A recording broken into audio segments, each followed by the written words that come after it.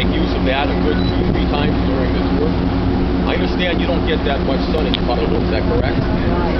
Perhaps not at Scunthorpe or the north of England, from what I hear.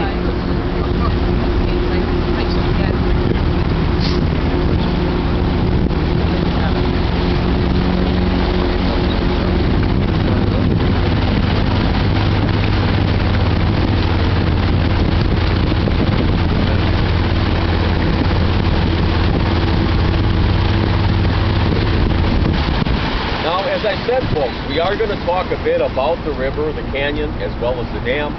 Might as well, since we're here.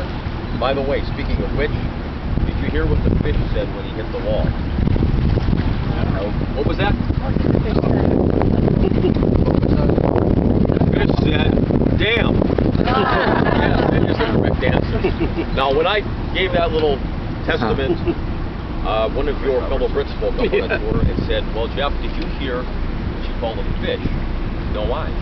And I said, "No, ma'am, what do you call a fish with no eyes?" And she said, "Hey." So a bit of your own British humor. Nonetheless, speaking of the Hoover Dam, its construction took place between 1931 and 1935. That was Depression-era America. There were a lot of folks out of work. About a quarter to a third of the nation's workforce. So there were a lot of gentlemen willing to work and work darn hard. Notice I didn't say damn hard.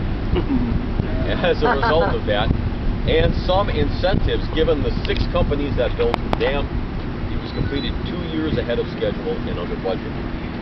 So imagine that, a very timely, cost-effective, and worthwhile government project. At the time the Hoover Dam was built, it was the tallest in the world. 726.4 feet high, 660 feet thick at the base, 45 feet wide at the top. In metric terms, about a third of those numbers. Kind of a huge curved cement pyramid. Speaking of its curved or concave shape side to side, that's arch gravity construction. Simply that means the water that fills up on the other side firmly holds that curved dam to the canyon walls.